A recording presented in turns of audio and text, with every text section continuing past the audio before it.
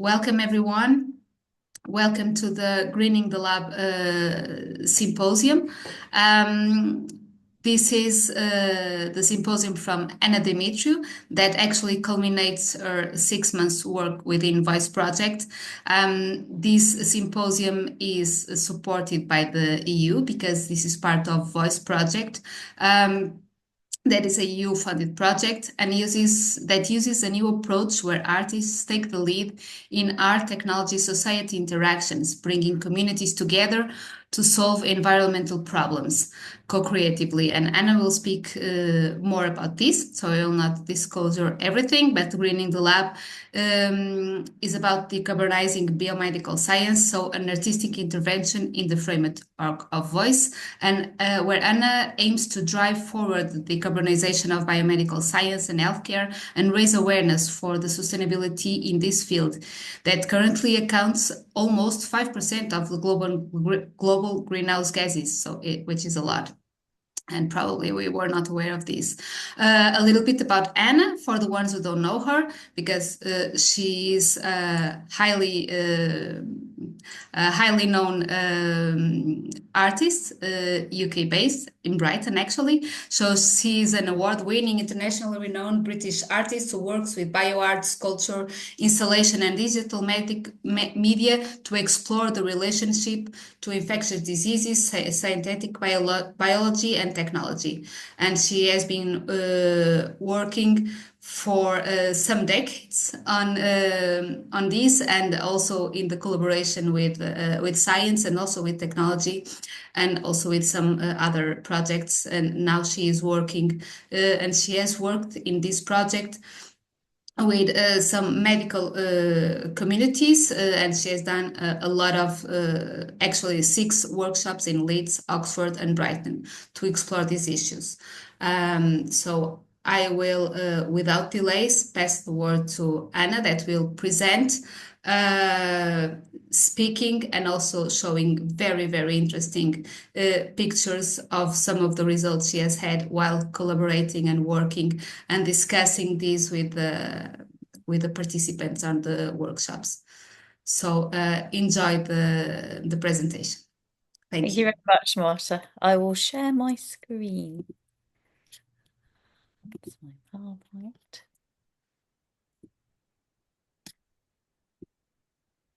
With me? Oh, here we go. So thanks, Marta, for explaining some of that. There might be a bit of repetition here, so I'll skip those bits. So I'm going to talk about the project Greening the Lab, Decarbonising Biomedical Science. So when I originally saw the call for the Voice project, they talked about communities, working with communities to think about sustainable development goals of the UN and things like that. So looking at green issues. And because I'm quite embedded in that world as an artist, I thought immediately that it doesn't have to be like a little community group type thing. It could be a community of microbiologists, the microbiology community, many of which I know, especially in the UK, but also working internationally. But I decided, because it was workshop based, that I would work with UK organisations, so English organisations specifically.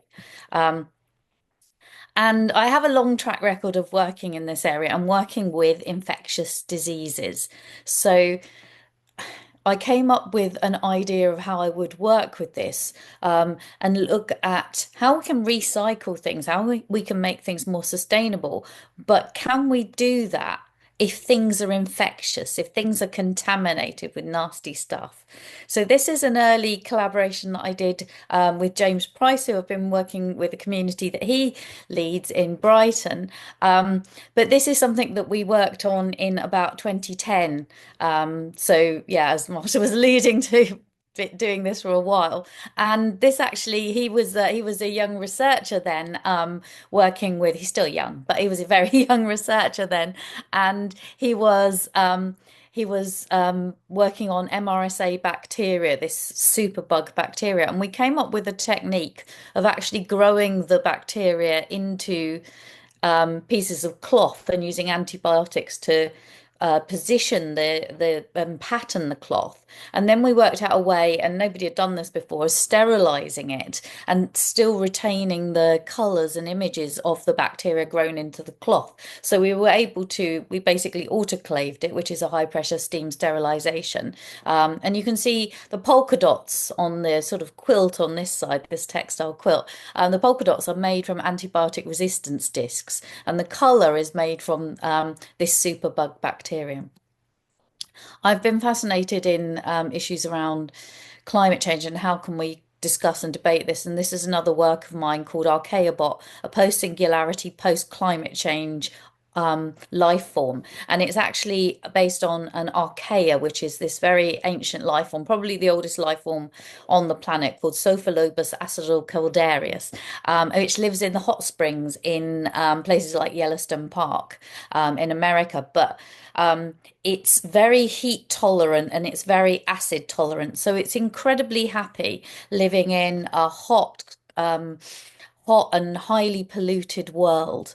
But our Archaeobot has a neural network in it. I made it in collaboration with Alex May and Amanda Wilson at Imperial College, and it has a neural network in it so that it can sense its environment and learn from its environment and things like that. Because I was thinking about this idea of uploading, where you can upload, there's a theory that in the future we might be able to upload our consciousness to a computer system or something like that. Might be quite far-fetched.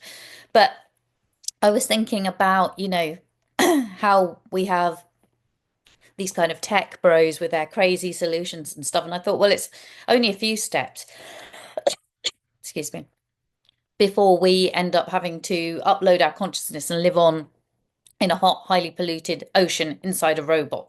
So it was the idea of the work is to kind of shock people into thinking about this stuff, into a realization. Another piece that I've made also with Alex May is called Fermenting Futures.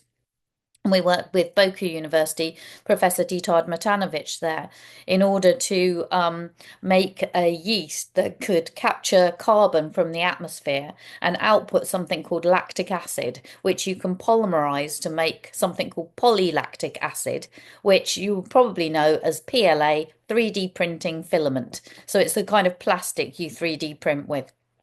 So it can actually be grown from the CO2 via the yeast, this yeast called Pichia pastoris. And this is a piece that was been shown all around the world at the Kunstlerhaus in Vienna. And it's currently on show at the Lentos Museum in Linz as well. So that gives you a bit of a background. And then how I met Marta was through a project called Better Factory, which put artists in collaboration with an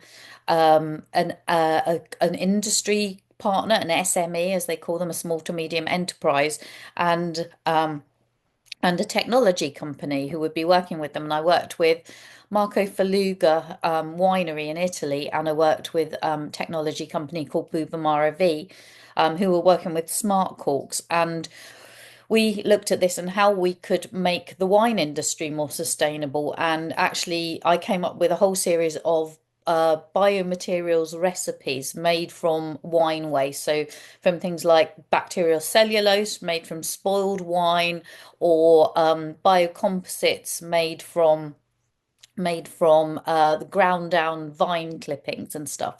And it all worked with an augmented reality app as well. So it would tell the story of the impact of the work and what we were trying to do with the project, and the idea of the circular economy in the wine industry.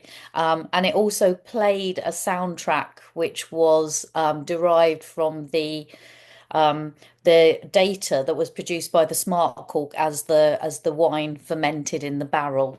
And everybody who downloads the app, and you can run it off my website if you need to, if you don't have the chandelier near you or a bottle of Marco Faluga wine, and everybody's phone gets a different artwork. So you can upload them to an Instagram account as well. And it's a way of engaging people into this. So this was very much in my mind when I was thinking about this project. So what's the Voice Project? Now, Marta's already said this pretty much, but so I'll just recap. It encourages citizen engagement using artist-led innovation, uses a new approach bringing together artists with different groups to solve environmental problems in their area, work together to make green solutions. So there's the link to it, and it's a EU supported project. And what's greening the lab? Well, it's an artistic intervention responding to an urgent need from the biomedical research community because at least 2 out of the 3 organisations I ended up working with had approached me to collaborate about the idea of doing something with sustainability or greening the lab. And so I learned that health is significantly affected by climate change, but healthcare is also a huge contributor, and it's responsible for almost 5% of global greenhouse gas emissions. And 240, that's how big it is, 240,000 tons of medical waste are produced each year and 96% of that comes from hospital settings. So what I wanted to do was work with biomedical science and patient and public engagement communities through workshops, and that way I could ensure that diverse perspectives are considered. And we had really diverse groups coming to the workshops and things. And by repurposing things like single-use plastics and other materials commonly discarded in biomedical research, we sought to reduce waste sent to landfill and promote ideas about recycling within the scientific community. And then what I want to do is develop future artworks from this. I've made some experiments and I would like to extend those experiments and show some of this work in exhibitions. And this will be a way of getting more people involved in this because my work goes out to international exhibitions and tours and things like that. And this is a way of getting other people talking about it in other settings. So who are my communities? I work with Brighton and Sussex Medical School and University Hospitals Sussex Foundation Trust, Leeds University Healthcare Associated Infection Research Group, and Modernising Medical Microbiology at the University of Oxford. And I used a participatory art method to enable and facilitate discussions. I find it does it in a non-hierarchical way, so people can chat. So if you've got an expert there and you've got a non-expert person, they can still dialogue and have questions. It's a very different kind of environment to someone giving a talk at a science festival or something like that, and the person being engaged is at the back and kind of, can I ask just a silly question? I didn't really understand that bit or something. That's not going to happen. But if you're sitting and making stuff together, it happens and people chat and we have wonderful conversations. So that's something that I really like about this methodology because it breaks down those hierarchies. And we explored current practices and we let our minds wander and just whilst making and chatting. And the things that we made were very much targeted to the different issues in the different organisations. We focused on things like the materiality of biomedical waste, the aesthetic sensations that it creates in us, from disgust at a used petri dish, because even sterilised bacteria can have quite a pungent smell, if I can say that. And with Jane in Leeds, with the Leeds community, I've been working with Clostridium difficile bacteria. So you can imagine this is a gut bacterium, so it does have an interesting smell. And bacteria have beautiful colours as well. And then we explored a lot around the idea of contamination and discomfort and things like that you might feel. I've run a series of 6 participatory art workshops across Leeds, Oxford and Brighton, and we've discussed the issues involved in broad ways, working together hands-on to co-create solutions.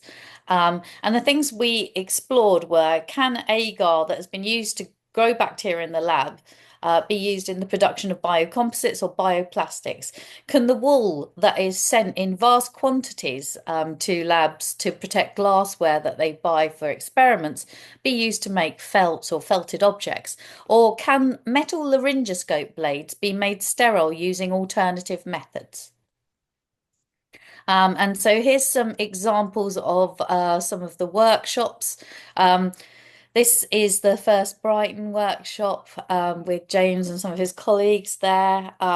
And they are basically letting their minds wander with a big pile of different um, discarded lab objects, things that have gone out of date, not just from Brighton, these are also from Leeds and from Oxford. And they've got James is making something from the wool there.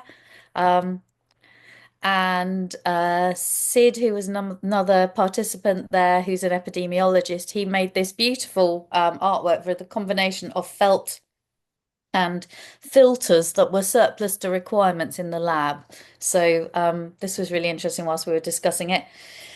Yemi, who'll be speaking a bit later, made this sculpture and which is I think from like the packaging for those little filters, and that's Professor Mahmoud Butta, who is an expert in sustainability and biomedical science, and also studies these metal laryngoscopes and laryngoscopes that are made in places like Sialkot in Pakistan, where they're made in vast quantities, exported to the UK.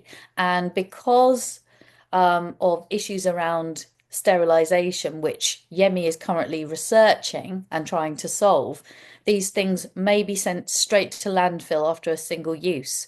Or the other option is to use single-use plastics because there are concerns over contamination from a patient. So they need to be obviously sterilized, and that's considered to be an issue, and the guidelines make it difficult to make it difficult to do. We'll have more on that later. This is sort of somebody said that they also work with a special development goal of making people have a good time and relaxing, and I can't remember the exact goal, but there's one about making people have agency and feel happy and relaxed, and it sort of conforms to that as well, because people did really enjoy the workshops as well, getting to play with their creative sides.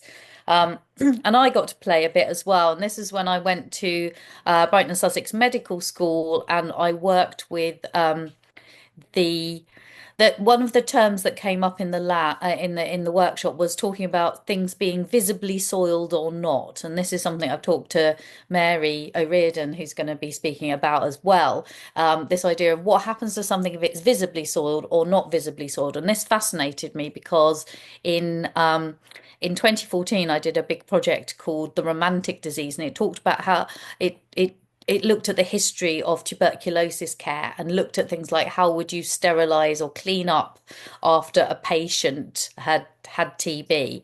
And I was looking at books from the 1930s, and I had one book which clearly would have been in the room where a patient had TB, and it told you how to clean that book, or a book that had been in the patient's room. And it said, if it's visibly soiled, throw it away. If it's not visibly soiled, but it's been in the room, you need to put it into the sun and open up the pages so the sun can get to all the pages.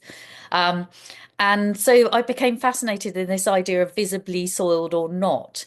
And then what Yemi, who'll be speaking later, is doing is actually using what James described to me as synthetic body fluids, human body fluids, to kind of contaminate or cover these metal laryngoscopes. And then they try to sterilize and clean them, and they're testing that. And so I was able to go to the lab and work with those synthetic body fluids, if you like. He'll give more details onto it, no doubt. And these are embroidered and they're stitched. And so this is with defibrinated sheep blood and albumin. This is made with.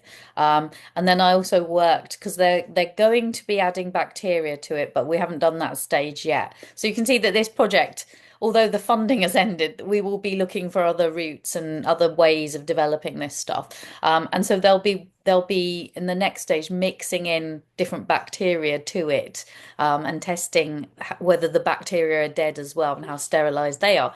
And these are based on Streptococcus bacteria, and it's on white marble, which is supposedly like the purest thing. So I'm always thinking in terms of art and art history as well. And there's quite a history of statues having blood on them and in art history. So I was thinking a lot about that. So these images are of Streptococcus on white marble. And then I also worked with some pearls, although these are synthetic pearls again.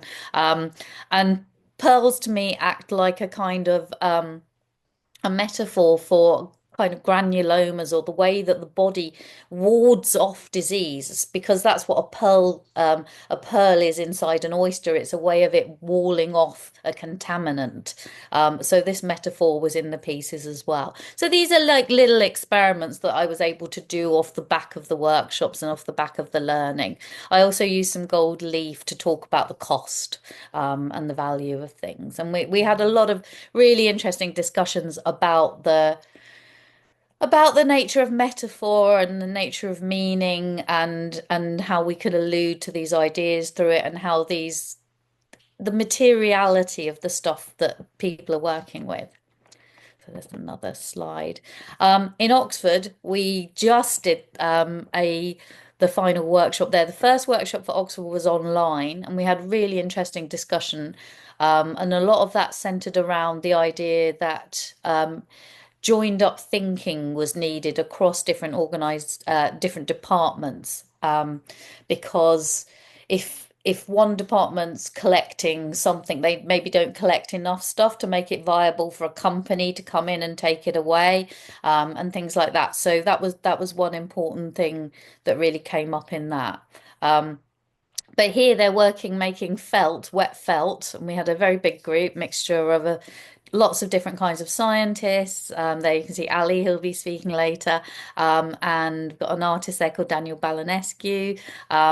And so we're all working there to talk about these issues again, and had some great feedback. People said that it really focused their mind on the issue of sustainability and what was happening with this. And then these objects that they made, these like little, actually I can show. So this is part of the process. You get your hands dirty. So this was like a 2 hours out of their lunchtime.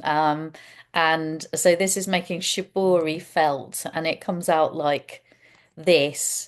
These different things. I think this is the one that Ali made. And that's lots of people holding up their artworks. And I've made an artwork already in this style called Fragile Microbiomes, which is currently on show at the Musée de la Mont in Lausanne in Switzerland.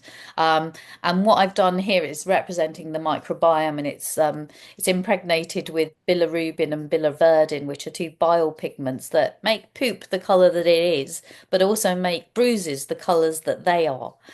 So the beautiful colours of bruises. So I was thinking about the story of bruising the microbiome, and this artwork's inoculated with DNA of the bacteria from the Leeds gut model that Jane works with.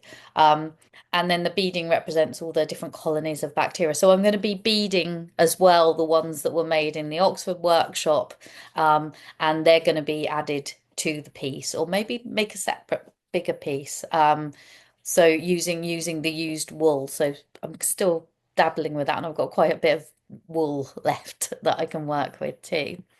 Um, and in Leeds, I was really interested in like really pushing the boundaries, I think, because we've done quite a lot of quite extreme work. You thought what I talked about already probably was a bit extreme, but we've done more extreme work in Leeds because we work with gut bacteria there, and there's a lot of that aesthetic sensation. So we made a piece for Eden Project in Cornwall, which is called Don't Try This at Home, and it's about human fecal transplants, and it physically contains a sterilized human fecal transplant, which people would use to, if they had a long-term Clostridium difficile infection, they would use it to treat that infection, and hopefully replace their gut microbiome with a more healthy one.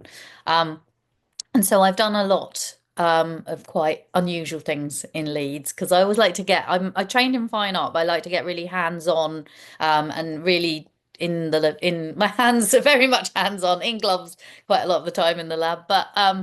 But anyway, hands-on making these things. And this is my hand in a glove. This isn't in Leeds, but this is a sort of an example of the bacterial sublime, something people would find highly infectious, highly contaminated. This is me at Porton Down, which is the highest secure lab in the UK, holding a petri dish of Yersinia pestis bacteria, which is the bacterium that causes plague. So you can see these sort of fried egg-shaped colonies, umbonate colonies, which is that bacteria. So I was thinking about, like you can sterilize this. It's a category 3 organism, so it would be disposed of in a certain way. But a category 2 organism, like Staphylococcus aureus, which you can also see in this petri dish, the more flat stuff, that you can sterilize it and it can go to landfill. It's fine. You can put it in an artwork. I've done that. As long as it's completely sterilized on a destroy cycle, we go through all the proper health and safety and ethics. So I thought, well, we could work with the agar from this. We could work with used agar. Now, it might smell a bit funny, but then again, I don't know what the process of making plastic from crude oil smells like. I'm guessing that that smells quite strong and strange and is quite messy and quite disgusting. So as someone who enjoys confronting the sense of disgust and the sense of sublime in my work, I thought, well, what we could do is potentially use agar from the lab that's been used and been sterilized to make bioplastic and biocomposites. Um, so that's what we did. We made agar bioplastic. In this is at the Thackeray Museum of Medicine, and here we are working with agar that's surplus to requirements in the lab. But our plan is to make some plastic with the agar from the lab. Now we got a slight delay because the autoclave broke. This is a common thing in labs. They are always breaking down. It's the bane of my life. The autoclave broke down and I couldn't get any of the agar yet, but they're going to ship it to me and I'm going to make some bioplastic from used lab agar from the bottom of the autoclave that's leaked out of all the petri dishes as they've been boiled up. So you can imagine this is pushing the extreme of what people would find acceptable to mentally, but it's completely safe. So why not? So yeah, I'm thinking I'm going to cast a bowl and maybe a spoon alluding to um, Professor Mahmoud Butta's work, where he, with the laryngoscopes, because he actually has a sterilized spoon in a box, which uses to talk about this idea of it's ridiculous to throw these things away and we need to come up with a solution. Um, so people had a great time making all this stuff, and we also made some biocomposites um, from it. So we're working here with a biocomposite recipe, which is one that I made from the Better Factory project. But this biocomposite has got biodigested healthcare aprons in it, which are made by Mary O'Riordan, and they've been biodigested to make a what's it called?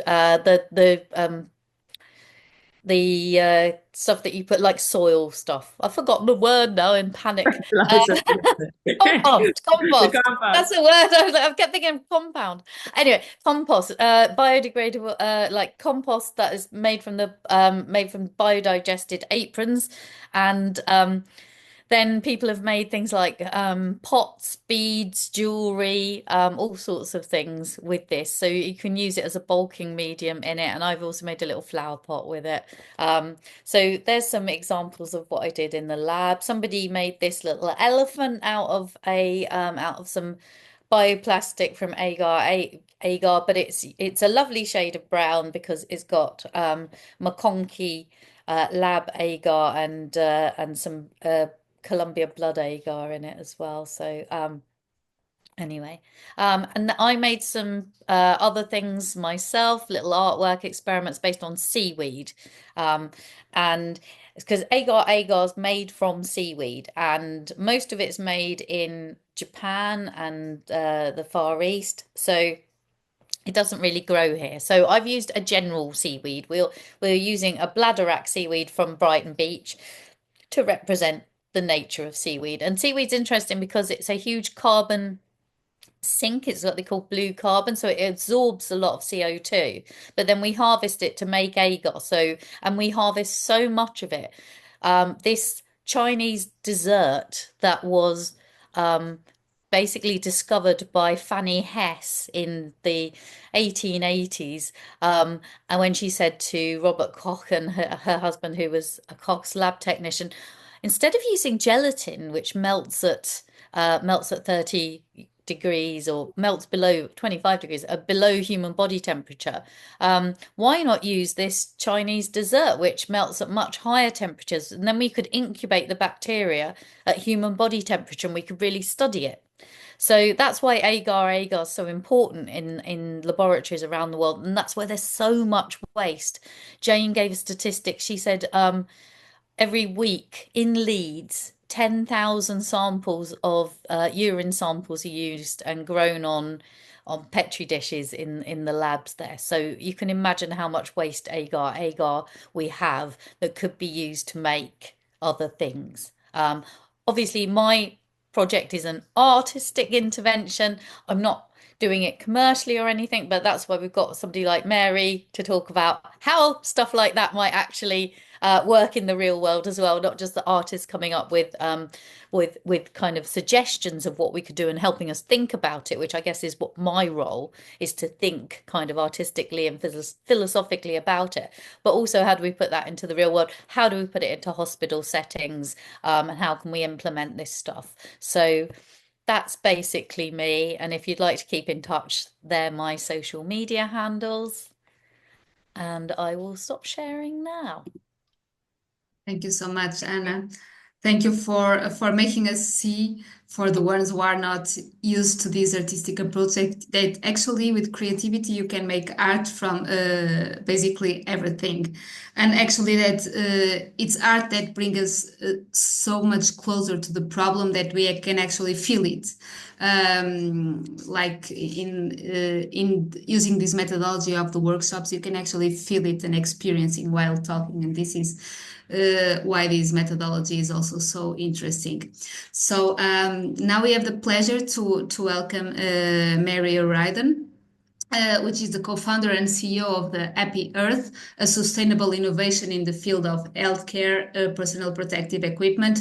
And she has a 18-year background in medicine, and she specialized in studying highly infectious emerging threats, particularly from a health protection perspective. And she has accepted to be here today and show a little bit of her work. So thank you, Mary.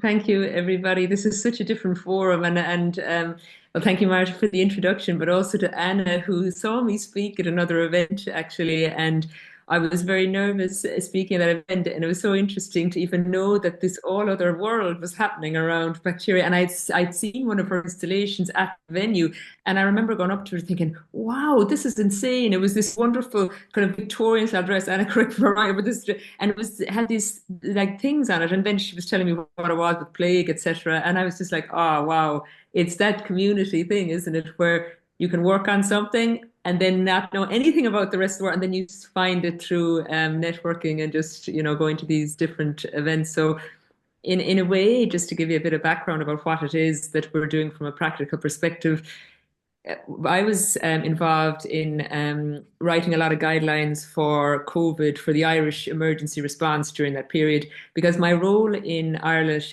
health protection was to look at how do we manage an emerging threat from an infectious disease. It's something like a viral hemorrhagic fever, very rare in this part of the world, but you have to have preparedness to understand how to manage something. And Anna mentioned Porton Down there and all the sort of regulations around how you manage infectious threats and that. So I was in the hotbed, as it were, for looking at these infectious diseases with COVID preparedness. But I also had my own community of family and people in my world who were not in medicine at all, not in any kind of area. And we were outside, as the guidelines had stated, and we were having a glass of Prosecco, as you do in in troubled times. But so she asked me, because she's a mum and she's a business person, and she's also concerned about the environment, and she's my cousin, and she said, "What are we doing about that terrible plastic problem you're actually creating?" Because we technically wrapped everybody in plastic and asked them to work in it for 12 hours a day and not be concerned about whether they sweated or what, because we felt there was a necessary risk mitigation. And that's kind of getting to that whole period about disgust and about what is seen as infectious, what do we need to do to mitigate infectious risk, and then what do you do when the world has been told to wear all this stuff and then you say, oh, but there's no need now, let's scale it back, because people love the comfort blanket of something that they feel protects them, even if it can be very difficult to wear. So when you look at the amounts that we use in the world, we're not just talking about PPE either in healthcare, although it's very not, people are very knowledgeable now about the masks and the gloves and the splash aprons and the foot covers, because almost everybody on the planet has now worn some element of PPE. Before that, nobody knew what PPE meant or was. So basically, when it came down to it, we looked at other sectors as well, like food processing. They all wear PPE. Semiconductor industry wears it. The pharma industry, the med tech. And if we all think of what we're doing to the planet, then infecting human health, and then how that's translated into healthcare and having to manage the different things like the microplastics, etc., you can see why there's this knock-on vicious cycle of where we have a pandemic, we all wear this stuff, all our industries are now using it to create even drugs that help us or medical devices that help us, but they're all wearing this stuff. How do we manage that? And it seems overwhelming. Like, you could honestly say, you know, should we even try? And you can get to that mindset. But we decided as a little company, we're going to try. And we said, let's look at the simplest thing in the cadre of PPE, and that is the single-use splash apron, because that's used a lot in healthcare. And and that's what we sent to Anna, actually. It's made out of a starch-based polymer, not actually a PLA, but it's made from this material that's from a thistle-based originally, because we didn't want to use a food source, so we used thistle-based. We then made it to fit the standards of medical device, because the Flash Apron is a class 1 medical device, and you have to fit those standards for safety. And we then put it on, let's say, willing participants in healthcare setting to test it out to see would it match in terms of their acceptability to wear it. And they loved it. I mean, it was silkier, it had a different feel, it was made from a starch, so it was more breathable. But then, of course, the question came out, as per usual, if we incinerate it anyway, so what's the point in making things compostable? And that's coming back to that thing about the full cycle circular mindset. And we don't have that in the world readily available to us. We think in linear terms. We think in, oh, here's the item I use here, so I'm just going to throw it away and somebody else will manage it. And procurement will buy in one hand, but then there'll be a different waste contract on the other side, so we never tie them together. So I suppose when we think about community, we think in terms of the community of healthcare, the community of procurement, the community of who's managing the waste, and trying to bring all those together. We didn't realize it was an art community also, which we've now kind of hooked into. So in that regard, to answer that question, why should we bother? And if it's incinerated anyway, we said, well, let's look at another type of waste stream that can actually bring something out of value. Instead of just having it as a waste of these splash aprons and compostable items, that lovely bioresin, why be it waste? Can't we use it for something else? And we said, well, hospital food waste is also a challenge. So how do we manage those two things together? But then, of course, we get into the disgust part. And the disgust part, when you say to somebody, okay, we're going to now compost a whole pile of medical waste on wards. Can you imagine a hot ward with patients and we're composting a whole pile of stuff? The ick factor is a really strong factor that's difficult to get over. So we thought, okay, this is going to be one of our biggest challenges. So there's a company out that we collaborate with who build these biodigesters. They're closed vessel biodigesters that actually can take the food waste and make it into a beautiful biodigestate that's odorless, right? Well, it has a coffee ground smell, but it's fine. And it sterilizes it in a way, or with enzymes, etc. It actually brings it to certain temperatures and it can get rid of sort of bacteria there. So we said, why don't we medicalize that process, put it on site in the hospital, so you can take your hospital food waste along with your compostable PPE. That's 100% of waste in, but it's 30% fertilizer out. But then the question is, well, will it manage hospital pathogens? Because we have to make sure that whatever we kind of make or process, that we can actually manage if there's any kind of hospital-based infections there. So we added this other technology in, and it's a certain process. It has to go in a certain linear way. We added a thing called plasma, and plasma is not blood plasma. It's actually a different type of, I suppose you could call it substance. It's like the fourth state of matter, and it actually is really useful to decontaminate and sterilize, and they use it in the food processing industry a lot. So we said, let's take that element from food processing industry, apply it in healthcare. Let's take our bioresins from agriculture and let's make PPE out of it, and let's put it all together and create something of value that you can give back to nature and say, okay, we have taken something from your nature in terms of thistle-based materials. We've eaten the food you've grown for us, and now we're going to give you something back rather than just create a whole pile of low-density polyethylene polymers that'll never break down. And that's what we created. And our first cycle, a full model, is going into our hospital next week. It's in the Adelaide Eye Hospital in Dublin. We're so excited about it. The hospital staff are on board. We've got the biodigester landing, and the whole process now will be real for us. We're already sort of selling aprons into various hospitals, but that's just the product. We wanted to see the full thing. And I suppose getting back to, and maybe I'll draw a breath after that for any questions or whatever, but the great thing for us was that we could show it was cost savings to hospitals if you actually tackle the waste streams in this way. We could also show, using the research we did with University College Cork, that if you use this plasma, we can actually completely negate they're called escape pathogens in hospital settings. So it's using a very low energy type of decontamination that's very, very valid, and actually does what we need it to do. And getting back to the visibly soiled and non-visibly soiled, you see, when you think about waste in a hospital, there's such high kind of alert about something like PPE. And yet PPE is often non-visibly soiled. It's usually from a non-infectious patient. Otherwise, that person would be in isolation. So you're talking about a non-visibly soiled item that's used for about 10 minutes. And then it goes into, oh, what high risk, do it has to go. And you're thinking then, okay, the food waste that person has just eaten, the waste that they've droplet spread over, much closer to the patient's mouth, goes then down to be in a composting area in the hospital or down into a sort of a brown bin, and nobody takes one bit of notice. And yet it's a beautiful medium for growing bacteria.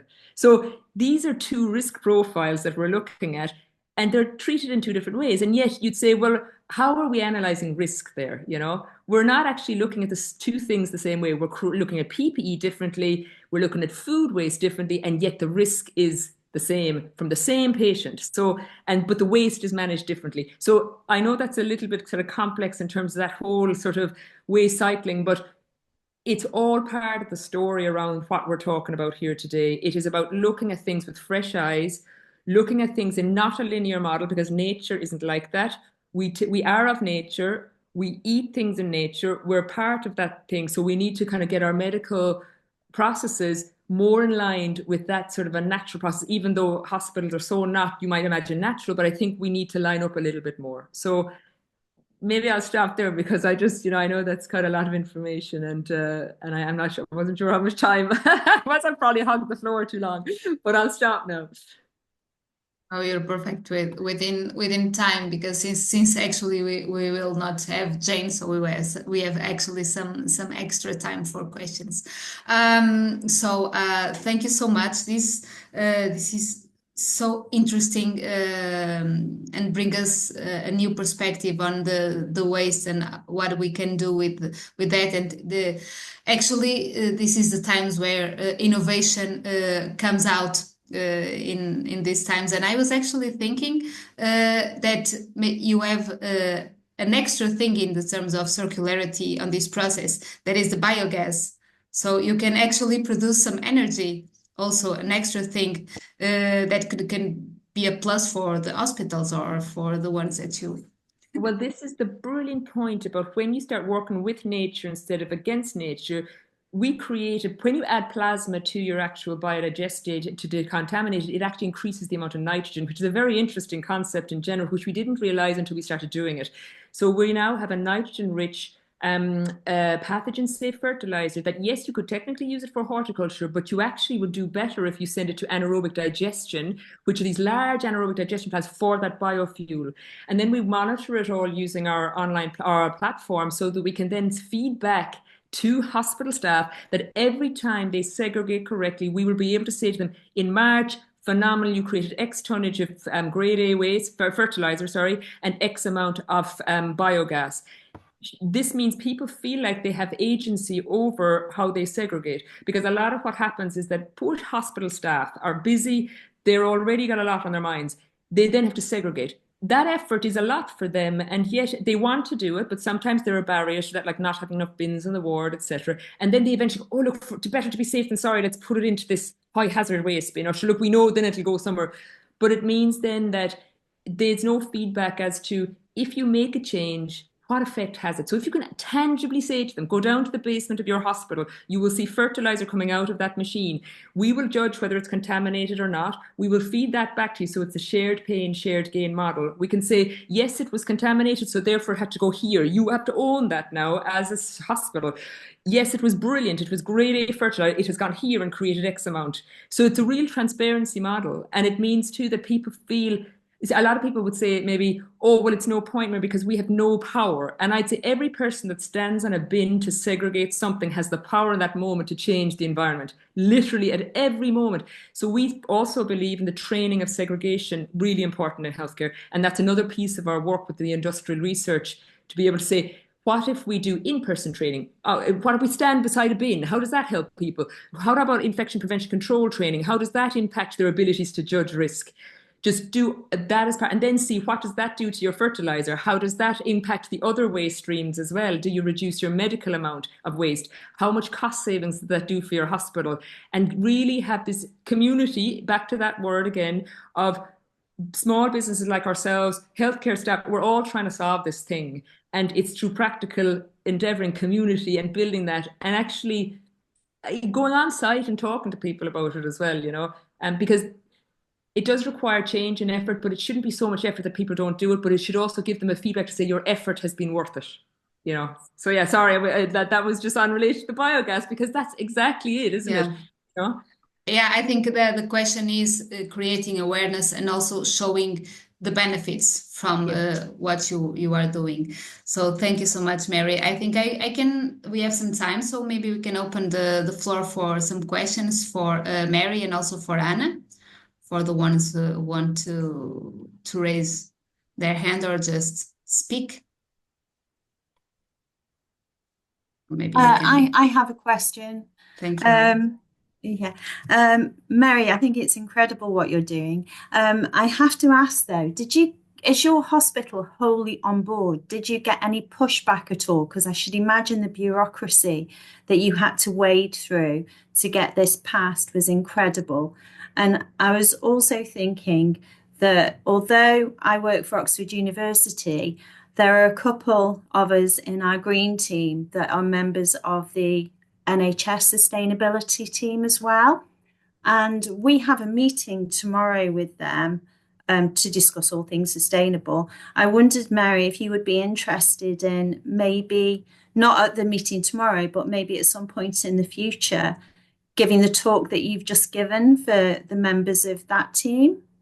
Oh, well, I'd be delighted, because you can tell I'm a nerd about it, but I'd be delighted. And I think what the point you make about the obstacles, it is true, it's a slow endeavor, but we're going down the route of innovation and industrial research just to make everybody comfortable. We know all the science is there, we know that, but it's all the little elements. Like when we go in to talk to a hospital, we have to speak to sustainability. Of course, they're delighted with us, but then you have to speak to IPC clinical to make sure they're all happy. Then you get as far as procurement, and they're like, oh, it costs too much, or the apron itself costs, and then we talk about the full cycle. Is the savings there? It's too awkward.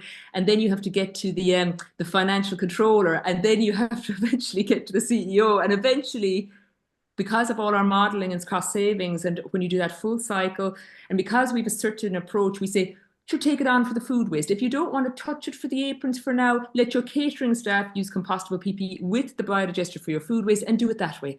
Then phase it in one ward at a time if that's the way you want to do it, or just take on aprons and just get them used to using that and let do that. Because I think we just feel that whatever it is to help you get it over the line. And we also say, we'll do capital if you want to do it that way. We'll work with you with your research department if you want to get the funding that way. So we do whatever it takes in order. And gee, I'd be delighted to speak on it, even for the concepts that we're speaking on in terms of practical circular, because there are loads of policies about circular and everyone's delighted with it and they're fabulous and there's KPIs, but the trying to meet those KPIs for circular, it's almost impossible unless you get really practical about it, Yeah, oh, that'd be great. Thank you. I'll get your details off Anna later. How long did it take you from beginning to end, from the moment you had the idea to all the innovations through to actually putting it into practice? Well, we had the conversation in May 2021, and from that conversation, then it's basically taken about 3 years. We started with the apron product, but that was very difficult because of pricing. We'd be about 6 pence, and it's currently low density polyethylene is about 2 pence. And to get just a real reality check on this, you couldn't ship 10 grams of low density polyethylene raw resin from China for 2 pence, and yet it's sold in as an apron to the likes of the NHS for 2 pence. And you're wondering, how is that even possible? And it's because of the waste end. It's more expensive for people to store an apron than it is to sell it in and get it put through the other waste stream, which is a medical waste stream. I know that's probably a bit of a convoluted way to say we have huge difficulties in sustainability around the cost of consumables and below cost selling.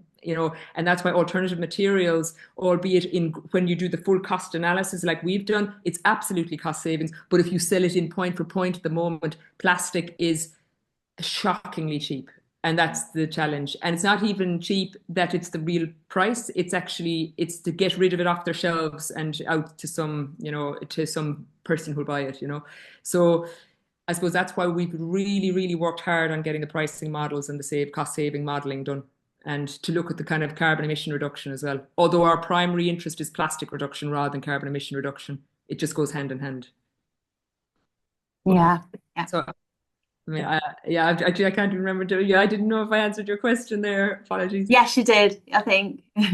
Well, you said you first thought about it in 2020. Oh, sorry. Yes, that's right. Yeah. So when did it actually? Well, it's just now, isn't it? It's just now going into the hospital. We found that maternity hospitals and children's hospitals tend to buy the aprons because they believe, and it doesn't matter if it's a bit more expensive, they actually are willing to put that in there. And I think I used to always say it's the energies of the babies who are coming out going, we want a different future. And that's all the people in the maternity hospitals are affected by that. But the actual full cycle model is happening next week, where we went to tender, we won the tender, we did it in that way. Everybody's watching it because they want to see the thing in action, and we're so excited. So it's taken us 3 years to get to this point. That's true. For the full cycle, not just the product. And just to say, there are two, we advocate for reduce, reuse, recycle first. But in our case, these items, we're saying redesign, because you can't recycle or reuse them. And so that's why we're concentrating the 4 items. That's the foot cover, the head cover, the beard mask, and the apron, because those are the big hitters in terms of these other industries I spoke of as well. And we finally found a compostable elastomer, which was so challenging to do. And this is why I love the idea of the agar, actually, because that's a whole other ballgame in terms of using those products, because agar and seaweed is such a great and that reminds me, and actually we'll have to have a chat about that again, but it really is super to think you could actually take a waste product from the hospital sector to make product that they wear that goes back again. It's insanely creative. So those other products with the elastication now, that's 100% compostable, means that we can actually then tackle those items too. And that is, again, it took us 3 years to come up with that elastomer. So yeah. Thank you, Mary. Thank you, Ali, for the question as well. Then now we were supposed to have Dr. Jane Freeman. She is an associate professor in clinical microbiology at the University of Leeds. Anna, I don't know if you want to say some words on Jane's work and reflections. Jane works with Clostridium difficile, Clostridioides difficile, and diagnostic medicine and things like that. And we've worked with some strange things in the past, and made sculptures using C. diff biofilms that have been sterilized and things like that.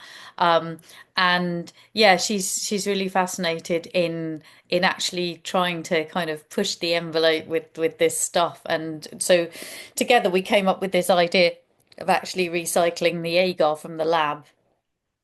But I think it's a shame she couldn't make it today because she's a really good advocate for art and science collaboration, bringing art and science together, and is very enthusiastic in this and has organised. So we actually, through Jane, we ended up having the workshop in the Thackeray Museum of Medicine, which is an amazing medical museum, and things like that. So I don't have too much more to say specifically on her work because I realise we've got lots of things to talk about anyway, and I've shown you some slides of the work that we did.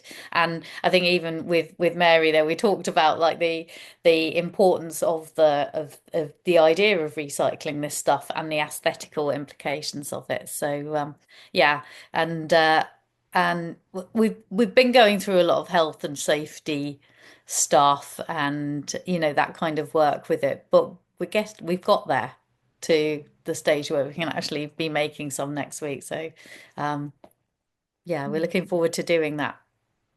Thank you, Anna. Thank you, Anna. So I am seeing some questions in the chat, but maybe we can leave the questions to the end. If you want, you can put them in the chat, and I will go through that in the end. So now it's time for the reflections from Ali Vaughan. I think I have spelled correctly, but well, if not, sorry. She was part of the workshops in Oxford, and she has worked for modernizing medical microbiology at the University of Oxford for quite some years, and as a researcher assistant in the beginning, and now as a lab manager. So I will then welcome Ali to speak and say a little bit. Thank you, Marta. It's actually Vaughan. Everyone gets it wrong. It's all right, don't worry. Vaughan, it's a very silly name. So yeah, I've been working in MMM for 16 years now, and in the last 8-9 years as a lab manager. And we've always had some interest, even before it became popular to do so, in trying to make the lab as green as possible. But in more recent years, it's become something that's come to the fore, really, where we've got a green team. We work very hard to try and do as much as we can in the lab to reduce plastic waste. And I gave this presentation in one of our lab meetings last year. So some of the information is a little bit out of date, but you'll get the idea and the trend and everything. And I will attempt to share my screen. Let's see. Okay. Is that working? Yes. Yes, Yes. I can see your screen. Okay. Perfect. Great. So I took this quote from one of our recycling partners, which is a company called Recycle Lab, who set up a few years ago.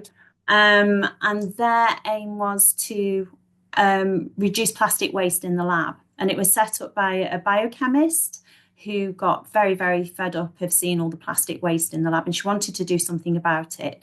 And basically, they take away all our plastic consumables that have been used in the lab, and they turn them into plastics that can be used for things like, they make an industry. So they form like big plastic blocks that can be used in industry. And they even take away our contaminated plastics, and I'll explain later on how they do that. So we do quite a bit in our lab anyway. One of the things that we've done very early on in my working career here at the was to recycle tip boxes. A company called Anna at the time were providing us with rain-in tips, and their selling point to us was that they would take away the plastic boxes that the tips come in, take them away and chop them all up, turn them into something else that can be reused again in other applications. So we've been doing this for about 15 years. And there's also, with Starlab, have been doing it more recently. They started just before the pandemic. Of course, it stopped during the pandemic because everything stopped during the pandemic. And recently picked it up again. So they also recycle our tip boxes, and we regularly send them big boxes every month. As you can see, between January and November last year, we actually recycled 1,500 tip boxes in total. So this is Recycle Lab. So what we do is they leave us with a green recycle bin and the bin bag to go in it.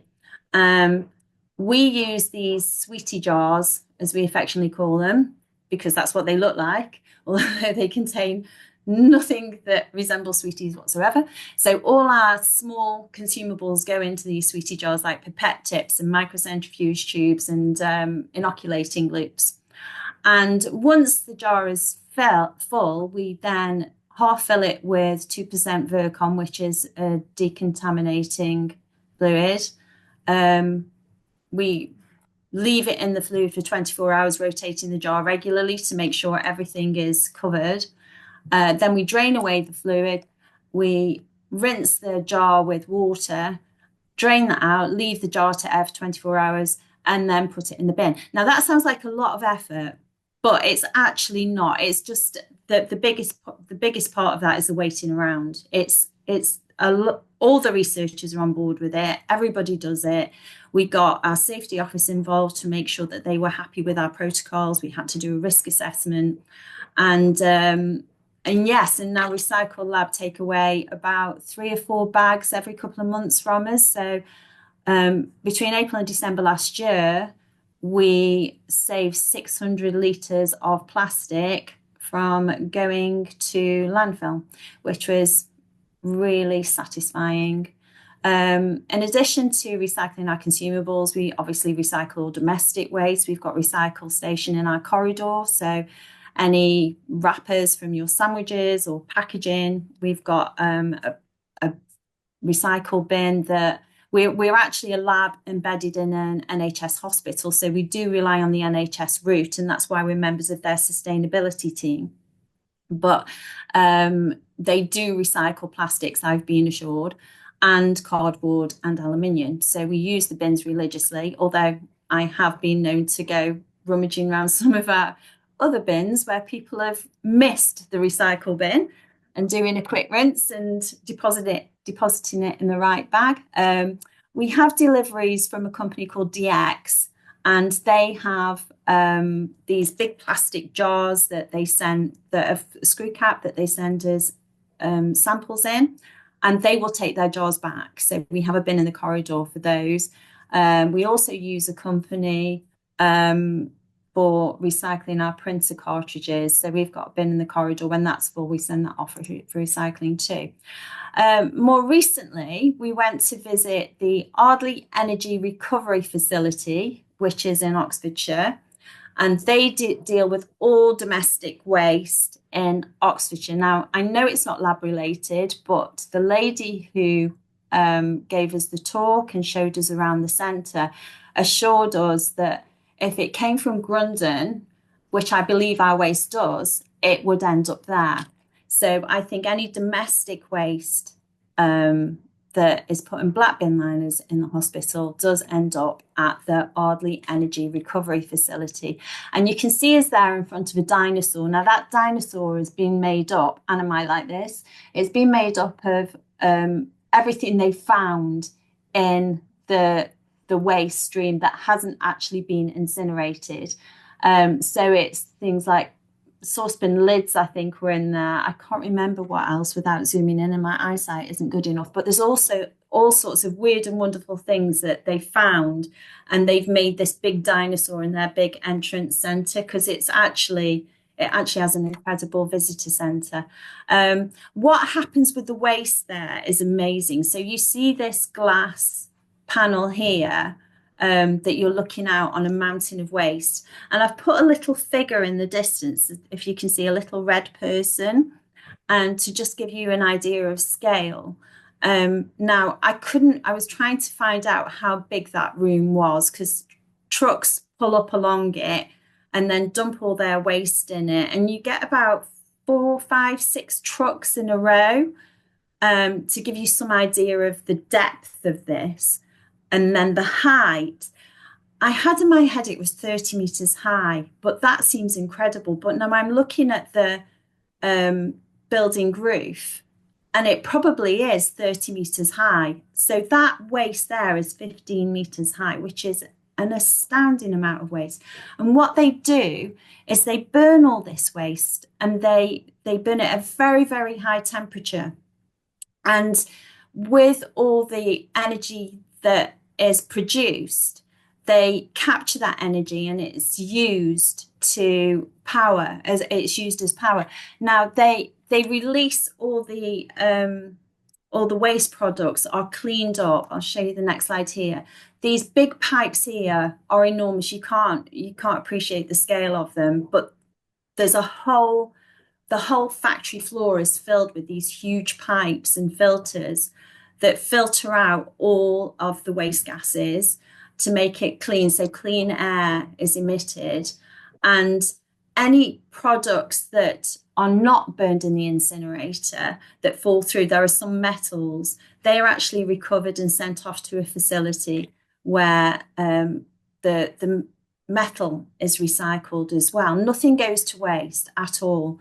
They also talked a bit at the visit about what happens with recycling. And in Oxfordshire, most of our recycling is actually done in the UK.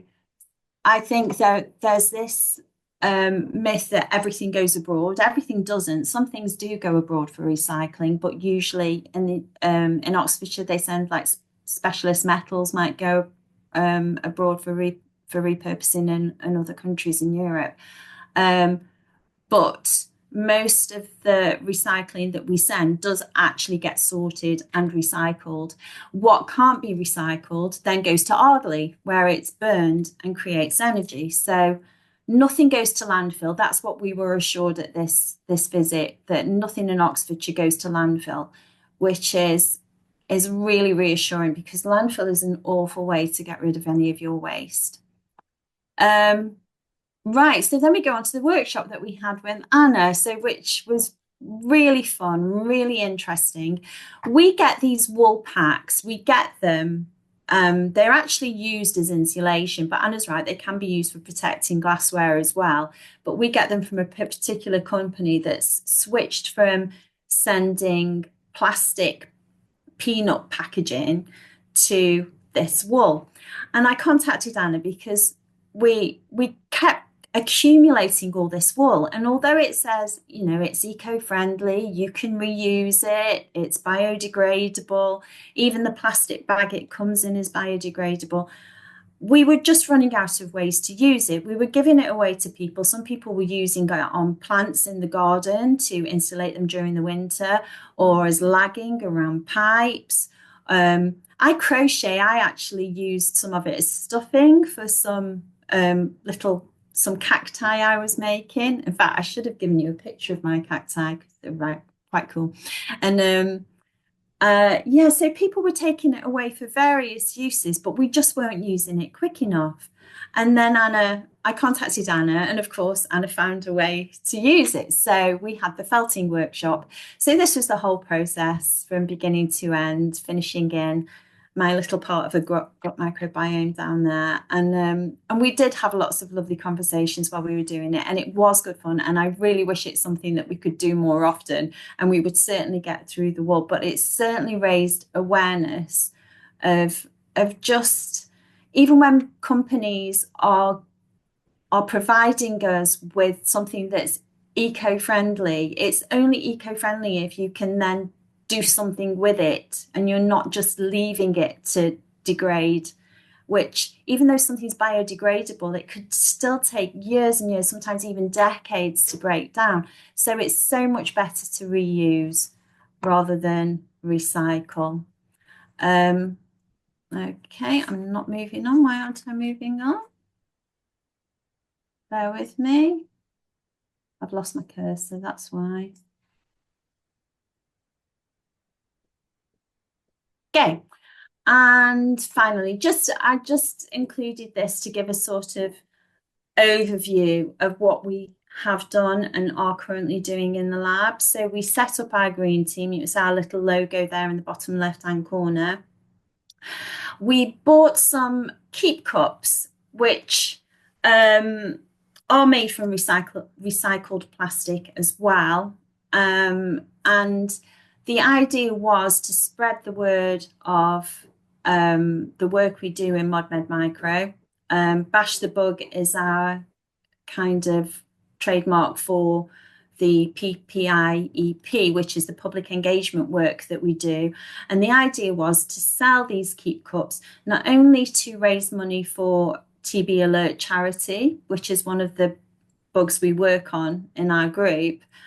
So all money that we raise from selling these keep cups goes to TB Alert, but also to give them to visitors that come, or if we go and visit other people, or as prizes. We've actually got a public engagement event in April that we're going to use the keep cups as prizes to give away, and at the same time, hopefully spreading the word of the word of the work we do. I think somebody in the chat talked about LEAF, which is here. So last year we were awarded Silver Leaf. So LEAF stands for Laboratory Efficiency Assessment Framework. And it's something that is now a requirement of most labs in research. It's following a concordate by the Wellcome Trust to say that anybody who wants to take advantage of their funding now needs to be part of some kind of lab sustainability accreditation program. And so we are part of LEAF. We were actually part of LEAF before the concordate actually came about. And we, in order to get any kind of accreditation for Wellcome Trust funding, silver is the minimum, but the accreditation goes from bronze to gold. We are aiming for our gold award, and I think we will get it. But there are various tick boxes that you have to tick in order to meet the criteria. One of those is looking at your cold storage. So we have a number of -80 freezers. And if you raise the temperature of those -80 freezers to -70, you actually save a whopping 30% in energy. So we did that. We changed all of our -80s to -70, which was a very easy thing to do. And there is actually a lot of evidence out there to show that there is no benefit of having that extra -10 degrees. -70 does the job perfectly. We have a lab meeting every week where people discuss the research they're doing, and one of our green team members, Dot, actually gives a green tip of the week. So it can be anything. At Christmas, she gave a green tip on how to find sustainable wrapping paper and Christmas decorations, or to make your own. And more recently, it was about an app you can get where you can track the mileage, your steps you do, and you get rewards for using sustainable transport like cycling or walking, and you get various actual rewards like money off coffee, that kind of thing. We have a website called Warp It, which is warp-it. This platform is available to all universities, institutions around the country, but the platform that you log on to is the one that is just for your university, where you can swap or give away, exchange acquire any surplus lab equipment, consumables, even office furniture, laptops, desktops. You'll find all sorts of things on Warpit. Everything on there is free, but it has to be working. And I'm going to blow my own trumpet a little bit here, because last year I was the second highest user of Warpit. I'd made the second highest number of most claims and the second highest number of most listed items, which made me quite proud. And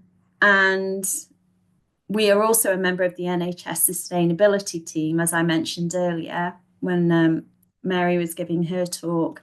And what we're trying to do is find a way to get rid of our coffee grinds. We've got a couple of coffee machines in our offices, and we were talking with the NHS sustainability team about food waste in general. I think it's work in progress with them at the moment. I don't think they've got there, but when they do get there, they are allowing us to take our coffee grinds down to the canteen and to get rid of them in a sustainable way. And that's it. That's me done. So thank you for listening. If you have any questions, I'm very happy to try and answer them.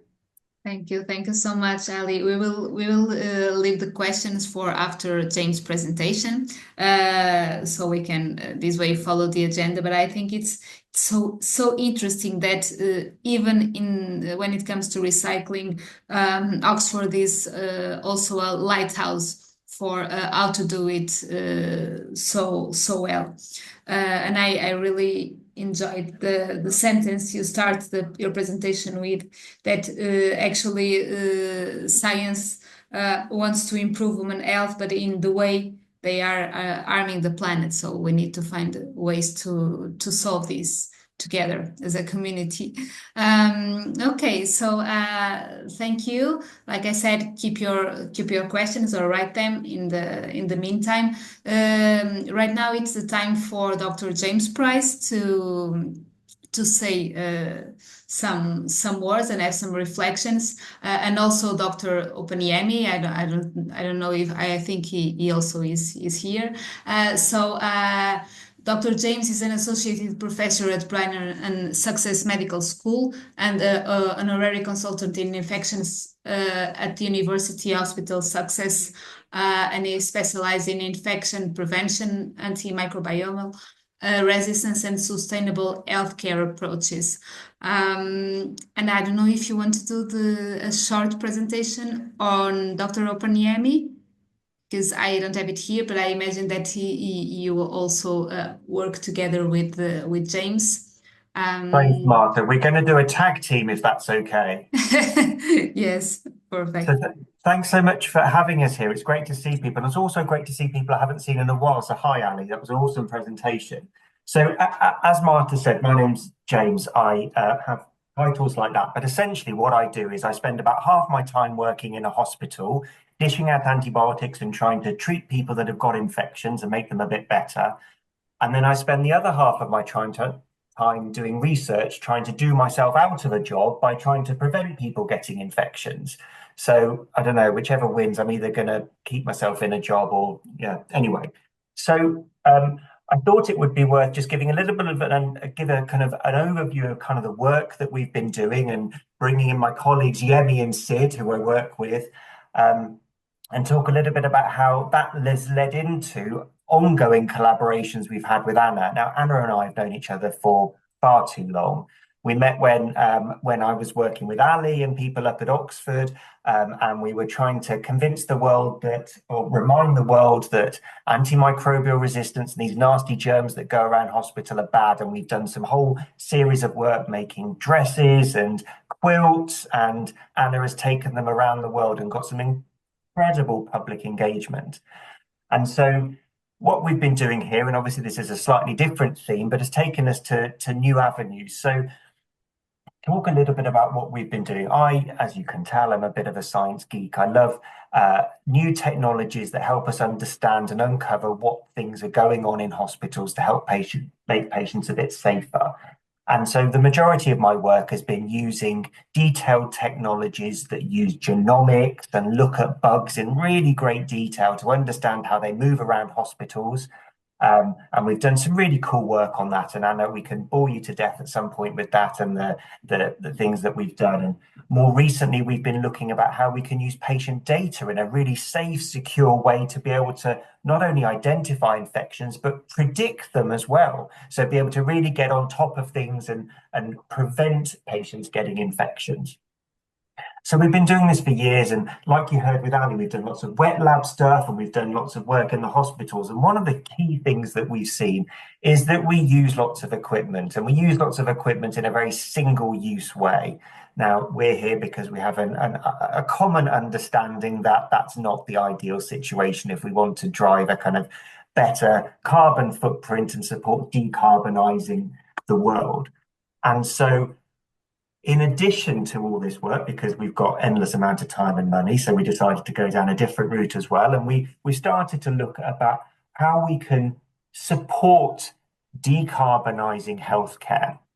And realistically, what a lot of where this comes from is, so I work as an infection control doctor. What that means is I give advice on how to try and control infections in hospitals. And a lot of the advice or the received wisdom that we get in controlling things is about obviously, it's about putting measures in place to stop bugs moving between patients and between staff and patients. And we use many risk-averse approaches, many ways that we go above and beyond to prevent bugs being transmitted. Some of that is based on evidence, some of that is based on expert opinion, and some of that comes from times where we had really high rates of infection. So lots of things were being done all at once. No one quite knows what works in individual ways, but we threw everything at it and things started to come down.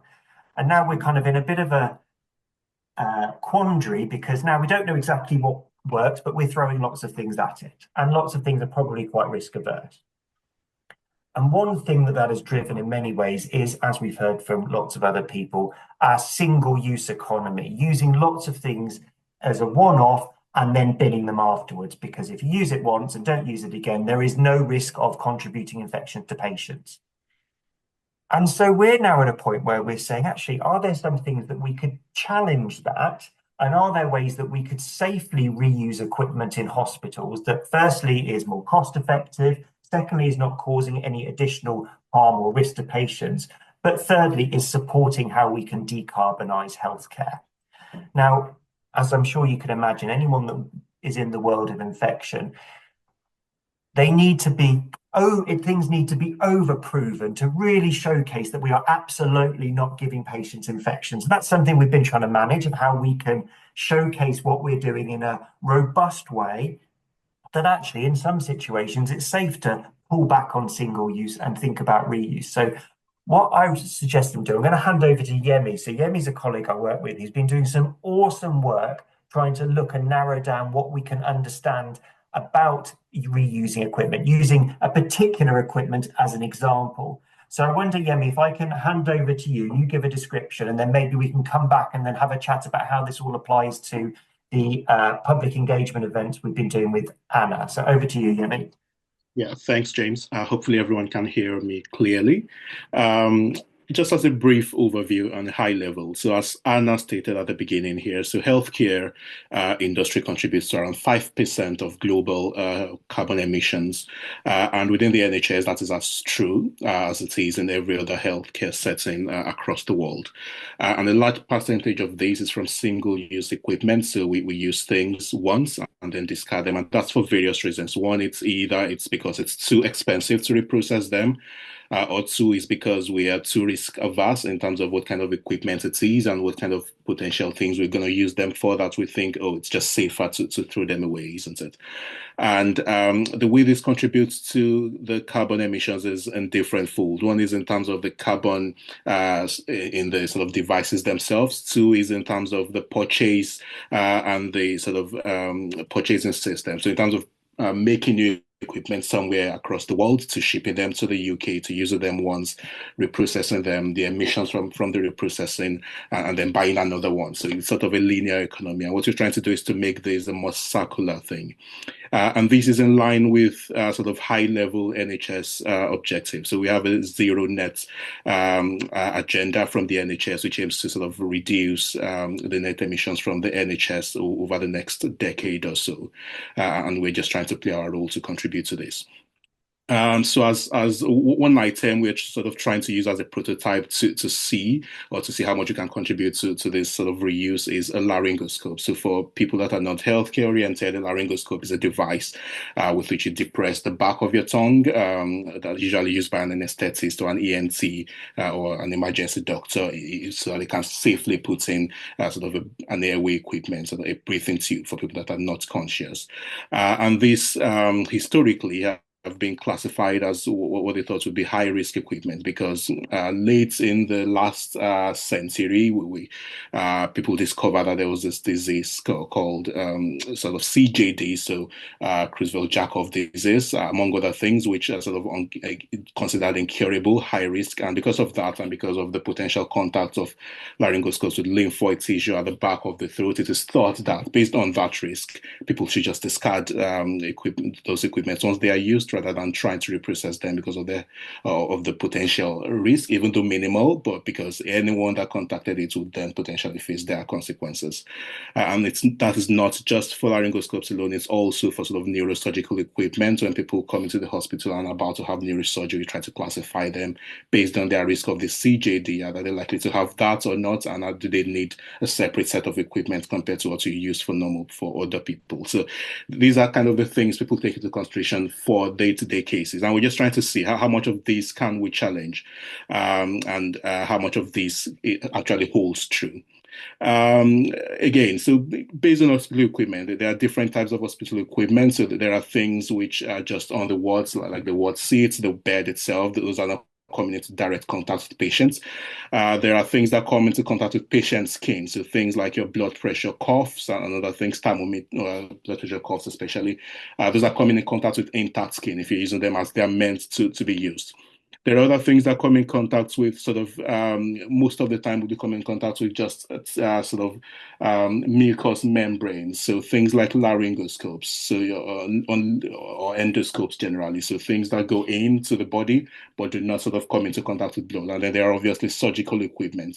And depending on what these equipment are meant to come in contact with in normal use, it sort of determines what kind of decontamination or sterility that needs to be achieved. So for laryngoscopes, for instance, because they're meant to come in contact with just mucous tissue, sometimes blood in traumatic intubation, then they will need high-level disinfection, which means whatever method we're using should sort of kill all bacteria, viruses, mycobacteria, and to a large level reduce spores. And that's just going to be the difference between that and sterilization. So in our team, what we're looking at is twofold. So one is I wanted to see how much we actually know about the ability of ultraviolet radiation in sort of effectively disinfecting semi-critical airway equipment. So ultraviolet radiation is sort of a light which is outside of the wavelength of visible light. So it's just rays of light or beam of light shown on an equipment or on a room or anything to disinfect it. I wanted to see how much we know about this to disinfect semi-critical medical equipment, which are things that come in contact with mucous membranes in normal use. And two ways, we wanted to see to what extent we'll be able to prove this in a laboratory study.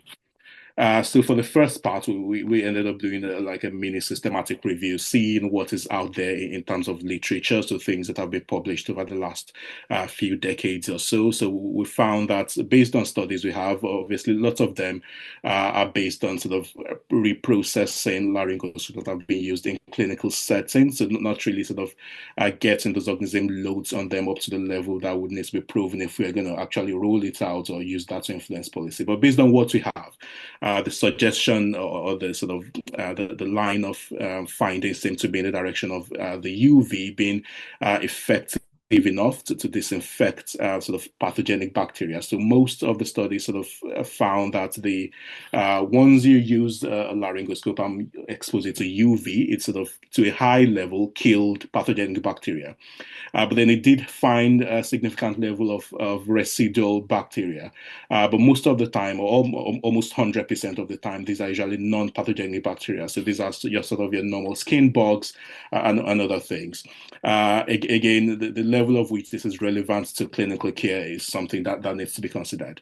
Very few studies, so most of them studied bacteria, very few of them studied viruses, fungi, mycobacteria, and prions. So there was a big gap in literature about that. And that's just something to be considered moving forward.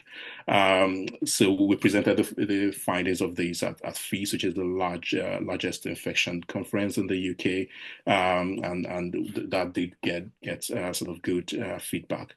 And for the second part, we're trying to do a laboratory project. So again, in a laboratory setting, the standards we need to achieve for high-level disinfection would be that we would need to achieve a 6-log reduction of mycobacteria. So 6-log reduction means if you had 1,000 colonies of mycobacteria, by the time you use whatever disinfection process we're going to be using, we essentially want to reduce it to 1 or less, which is a high-level disinfection. So for this part of the project itself, because in normal use, before you use the UV itself, you would normally have gone through a pre-cleaning process. So you need to wipe it, then expose it to UV. In this process, we're specifically looking at the UV itself. So there was no pre-cleaning process or anything. We're just trying to see how much the UV itself is able to reduce the organism load following a high level of organism contamination. Contamination here was done in the lab, so we sort of prepared solutions of organisms in the lab and try to use mimics like Anna was mentioning. So because if you were to use it in clinical use, the kind of things it will come in contact with would be things like sort of your sputum, blood if it's traumatic. For other sort of semi-critical equipment, it might come in contact with serum. For this initial part of the experiment, we used sort of serum mimics, so which was bovine serum albumin. We also used a blood mimic, which was sort of defibrinated sheep blood. To see whether these are able to sort of influence how much kill we're able to achieve with this UV. And the summary of these, or sort of the final details of these, are still being tied up, but the suggestion from what we have so far seems to be that we can achieve in the realm of 10 to the 3 reduction with just UV alone, which obviously isn't up to the 10 to the 6 we would want to achieve. But again, this is just from the UV itself. Adding on the pre-cleaning process, varying the time of the UV exposure, because in these experiments we only used a 25-second UV exposure. So again, varying that to see whether we can use longer or shorter. The time, the intensity of the UV means that there's a potential for us to be able to sort of change those parameters to achieve those goals we need to do. So that's where we're at the moment, and that's where Anna has come in to collaborate with us to see. So what's the difference between if something were physically contaminated versus if it were actually safe enough to use? Because again, something can be bloody in the outlook of it, and something on the other side can seem clean but actually be more contaminated than something else that looks visibly dirty. So that's where we're at, and I'll pass back on to James. Happy to take any questions later. Jeremy. So, I mean, as you can see, one thing we want to do is how do you translate the complicated work that Yemi is doing to prove that we can safely reuse equipment that's been dirty and been inside a patient, to do it that we can do it safely, reuse it, but also we're supporting how we can decarbonize healthcare easy. So, so I suppose this took us to, I mean, obviously telling Anna about this highlighted her enthusiasm and excitement. She loves it. We all know that she loves a challenge. And so setting up and being part of this event was fantastic, being able to get a variety of people, both public, clinicians, scientists, artists together to talk and make at the same time. What I wanted to do is bring in Sid here, a colleague that I work with, that Yemi and I work with, who also is part of the infection prevention and control team. And so Sid, you joined us at the event and you got full into making things out of reusable waste products. I don't know how to describe them, but they're certainly a unique artistic flair. It'd be great to hear from you about what your thoughts were with the event and how things went and the kind of chats that we had with various people. So over to you, Sid. Absolutely. So for those who don't know me, I am Sid Mukherjee, and I am a hospital epi. Um, Hope you can hear me. A hospital epidemiologist, and I am assistant professor in global health. So the event. But I can speak about this, but actually, so pictures say 1,000 words. And because I have it all planned out, I'm not sure whether I can share my screen, Anna, but maybe I can. You should be able to. Okay, I'm going to share some pictures because I think if I put the pictures up and then sort of speak around it, I think that'll make more sense. But so as I sort of faff around to get these pictures up, I mean from the clinical point of view, I think it's not so often that or that we think about how we can how we build in a more sustainable manner, and definitely from someone who does or who focuses on surveillance structures, which essentially means use of servers, use of what we understand to be costly both in terms of money um, and from the environmental point of view, huge huge center a huge center of data. It's not something that we in the past have thought about how we can build in a more in a more eco-friendly manner. I think the drive so far has always been about how we can make more more use of the data. Saying that, I think the conversations that we've been having have led us to sort of to understand. I mean, so especially in recent years, as we've had this rise in AI, to figure out that actually, all of these, these big hubs of data, they produce a lot of carbon. They are actually really, really intensive in terms of what they need what they need from processing power. And so one of the things that I've been thinking about is to how you can sort of use a more infrastructurally friendly approach. And by that I mean uh, uh, to give an example of the work I do with a consultancy in which is focused on how you can do medicines management using the infrastructure that is already there in African countries for TB and HIV, and essentially build on the same infrastructure to look at surveillance of HCAIs and AMR. And by HCAIs, I mean healthcare-associated infections, and the surveillance of antimicrobial resistance. Because essentially what we have done so far for a long time in the EU and in the LMICs is to build new structures. So we build from scratch. We build our servers from scratch. We build our hubs of data from scratch.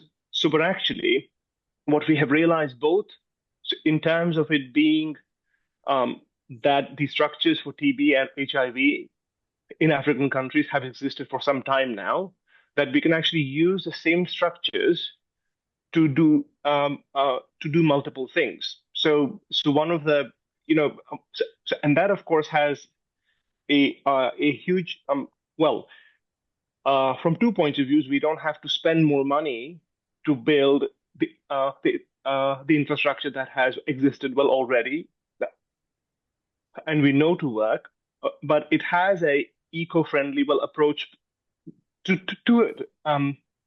It's in that we sort of we deal with the carbon footprint that is there rather than something new.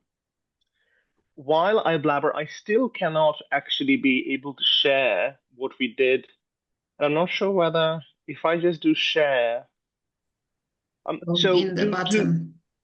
Oh yeah, maybe. To give people a starter for 10 for what I'm going to show, which speaks for itself, if I can share something. Okay, here we are. So great. Allow, maybe? I hope you can see that. So how would I speak about this? So so I've never been to one of these before, and we had a workshop a couple of months back, we were asked, or I was asked, as were a few people there, academics, we were clinicians, epidemiologists, seemed to be so only me, and then of course we had artists as well, to use the offcuts, so to speak, from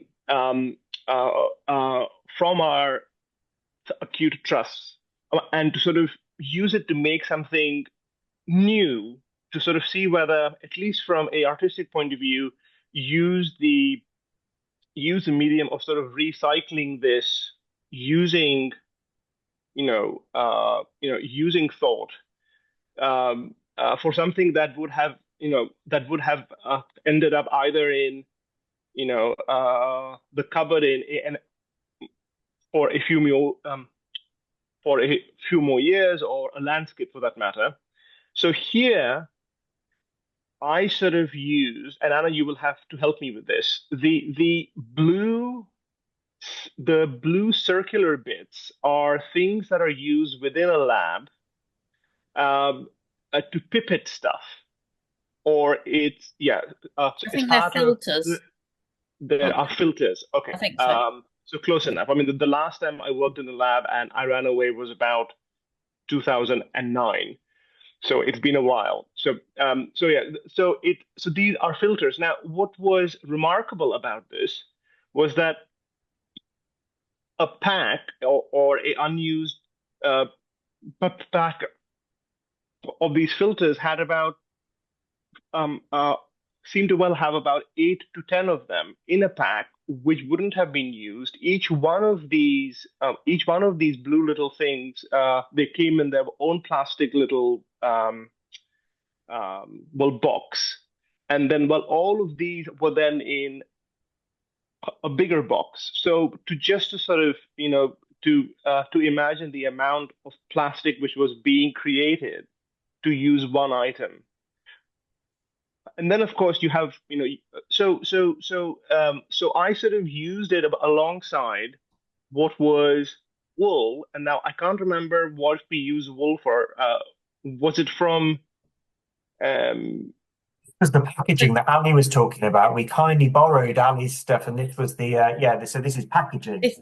This is right. Technically, this isn't the packaging wool. This is other wool that I had. So I did bring some art materials, because what I've discovered is that, and through that Better Factory project as well, is that a lot of people that talk about sustainability you don't have to make everything recycled. Like, you can use other materials to augment it, that improve it, so you can combine things, and that enables you to make it more sustainable. So it is felting wool, felting wool that I had. Okay. In my studio, but I wasn't using it, so it still needed recycling. So we used it. I mean, yeah, and I think what came out of this, was what I can only sort of say retrospectively looks like some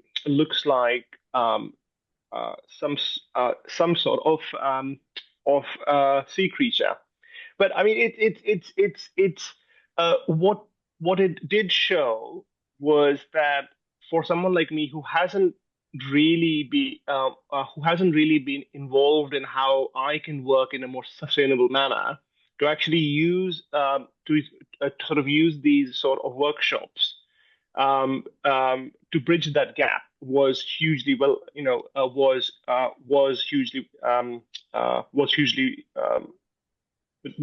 good. And actually, we should be doing so much more of this. But it is to sort of the anxiety that clinicians have, I guess, or from the clinical point of view is, we are at capacity, so how do we make things that are eco-friendly, more akin to what we are doing? So I guess the wording here is that actually we need to see whether we can do this in a more eco-friendly manner. So, but actually, it has to link in with our capacity and the work that we have ongoing, if that makes sense. Thank you so much, James, and thank you, OpenYemi. I think sorry if I'm not pronouncing this correctly, I'm sorry. Or maybe Yemi, Anna told me it's just Yemi, maybe. So I just think we have less than 15 minutes for questions. So I think it will be great to open the floor for questions. I could clearly see how you have enjoyed the workshop and how important this is. So one of the questions that I would like to bring to the discussion is exactly that.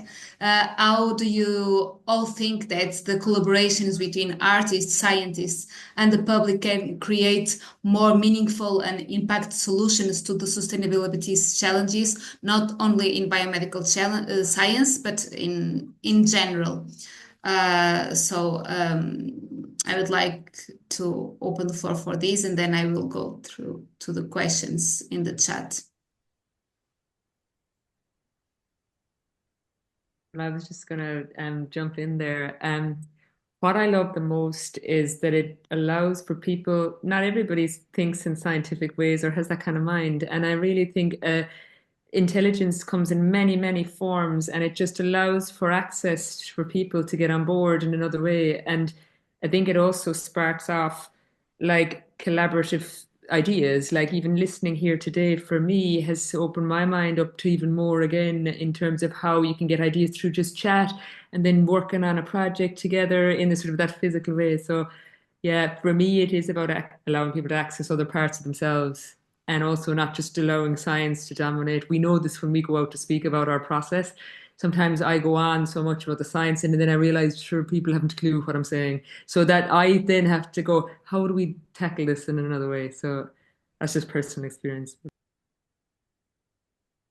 It can bring awareness to much more type of stakeholders, so all the people can understand, like Sid said, a picture worth a thousand words, and also an artwork, so in different forms. So I think that's it.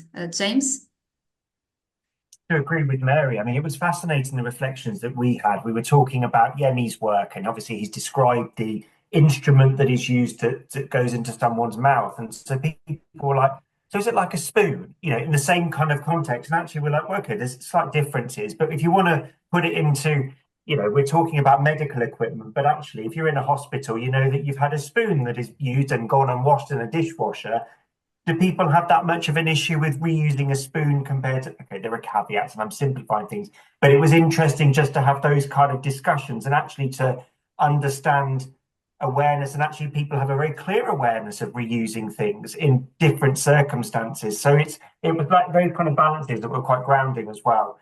And it was also interesting to do that over very unique artistic work, which I'm sure Sid will be selling on Etsy at some point in the near future. Well, I have some questions for Anna from Kelly and Bishop. So they are in the chat. So Kelly asks, Anna, you mentioned the mutual learning when working together, especially within the workshops with many different perspectives. How do you feel being engaged with all these manifestations has changed your creative approach towards your work? This is the first. And Bishop also asks, Anna, in the workshops, on a practical level, how do you capture the ideas being discussed around the room? By coming together at the end to discuss it, post-its to write down ideas? So this is for you, Anna. Okay, so for the first one, I think that's a lot of how I get my ideas is in dialogue with other people and then by asking questions. So, so this whole, for example, the story of the laryngoscopes. You can go into so many different directions with that. And because Yemi's there, James there, Sid's there, I can ask these kind of questions. Is it like a spoon or something like that? We can really get to an understanding of how this issue works, and then there's this materiality that they're working with as well, whether it's the materiality of defibrinated sheep blood or the materiality of the data which Sid was talking about with the server, the huge server farms and the climate, which, yeah, and on all that kind of stuff, it triggers ideas in me, and then it adds to the direction of my work or the multiple directions of my work. But all these things kind of interlink, and yeah, that really excites me. So it does have a big impact rather than just kind of working in a void. And I think I really enjoy kind of working in like science and healthcare settings, because I think it's like a really important area that people need to know about from a sort of activist point of view. It's like if the public understands this stuff, then the public will be more on board with the research, have a better understanding of healthcare, better understanding of antimicrobial resistance and how we can work with those things together. How do we work with contaminated materials? How can we work with green issues, and how can those things interact? So that's hopefully answers kind of question one. And then question two was, how do I capture it? Quite a lot of the time. So Alex is there, my partner, my long-suffering partner / photographer in this case, is there taking lots of photos and sometimes capturing video. If somebody says something really good, I say that again to the video. So we capture video quite a lot of the time. But also I'm quite busy writing notes. So I'm not so into the old post-it note thing. It's like we always get a bit horrified when we walk into a workshop space and they've got post-it notes there and go, oh no, not the post-it notes again. So I try and do it in a bit more of a subtle way where I'm actually jotting down. And if anyone's ever had a Zoom meeting with me, they know I'm jotting their stuff down all the time. I'm jotting down all the things that they say. And then the way I really capture it is through the artworks that we make. Is like it's the materiality as part of the capturing, is the materials that I use to tell the story, and then so it kind of goes through that, if that makes any sense. You're muted. Oh, got you back. I'm not. Can You you hear me? were. You can. Okay. Maybe it's a delayed reaction. Okay. So, any more questions to any of the participants and the speakers? No? I've got one for Mary, because she told me a really good story, and I wondered if she'd repeat it. The thing about how you had to get the guideline sheets, because one of the things I found that kept coming up and it came up, I went to a meeting at the FIS conference that Yemi presented at, which was a sustainability meeting, and everything especially in the NHS, is controlled by the guidelines. So you might think, well, it's perfectly safe if I don't wear gloves and I go and wash my hands or something like that, instead of changing the gloves between patients, I do it this way, which is also proven to be safe, really, but might not be, and I don't know the guidelines here on this, so I'll stand corrected by James. But for example, if that way of doing it is not in the guidelines, then they can't really do it. No one will say, well, I'm just going to ignore the guidelines. There are any guidelines. I'm just going to ignore them, and I'm going to do what I think's right. But you can't do that in that kind of setting. So if someone says this is the guidelines, you have to stick to the guidelines. And I had a fascinating conversation with Mary about that, and I wondered if she'd just recap that story. It was about the materials, wasn't it? It was, and I suppose because I've been involved in the nitty-gritty of guideline writing, it's a whole other world in itself, nuanced world. But guidelines are technically also guidelines, and clinical judgment have to come into play. But you're right, like a lot of the times it's held, as the gold standard, and people follow it very well. But in our case, one of our guideline sections about PPE and what material an apron could be made out of, they actually specified it had to be made of low density polyethylene. And we were like, in today, and those particular parameters have been there for a long time. So sometimes there is a bit of a cut and paste situation going on because they feel, oh, these have been here 20 years. It's the way it is. It's been sanctioned and signed off. But it meant when they were so specific about the type of polymer, we're like, well, how do we ever move from that? You're actually saying to manufacturers, you can only use low density polyethylene bioresin, or sorry, polymer resin. So we had to lobby is the wrong word because that wasn't really, we had to advise to say if you on one hand want to match your green plan, you at least have to allow for when you go to tender, there is an actual flexibility if you meet the parameters of function. So that's what they should focus on, not actually specifically drawing down the actual polymer itself. So we said once it meets the specification of function, then you should allow for other materials. And that was it actually, and they did take that on board. I suppose because I worked in the area for so long, they could then trust maybe what I was suggesting. And we also suggested to them that if they did have plastic items, if they have a manufacturing endpoint of 3 years on a plastic apron, when actually if you left it in a landfill, it would be 50 to 100 years. Why put 3 years on your manufacturing time frame for that particular item when it doesn't go away in 3 years? So that's the other type of thinking around polymer, and guidelines. Really look at why you're putting these parameters on. So I think that was what you were referring to, Anna, was it? Yeah, So absolutely. yeah. It was, this issue of guidelines came up again and again. So there's guidelines. Was one of the things, storage of this stuff that needs recycling, and in some places they just don't have the capacity to store it because they're in small buildings and stuff like that. On all these things, and joined up thinking, like if there were people across an organization really joining up different departments instead of everybody working on their own. And it does occur, but maybe not as much as we'd all like to see it occur. So they were a lot of the themes that kind of were most strongly kind of coming up, I think, in the project. Yeah. It was just one other thing I was going to mention about long supply chain for sustainability. A lot of PPE, for example, is made in China and other countries that are very far away from the end user.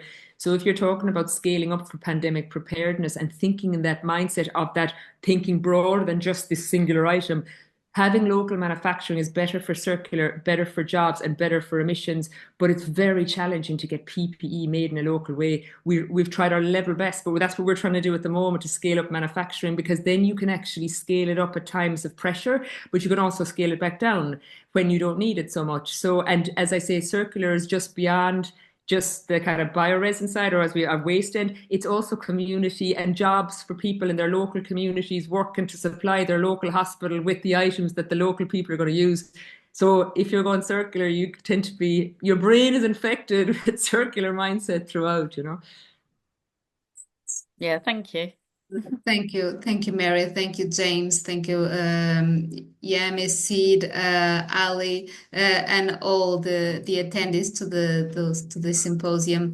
I would like to add that we will share the record of the symposium with all of you. This was one of the purposes of this, for you to share with your interested colleagues. But I think this will also be soon available in the Voice website, which I also invited you to visit if you want to know more on different artistic interventions with communities on sustainability challenges.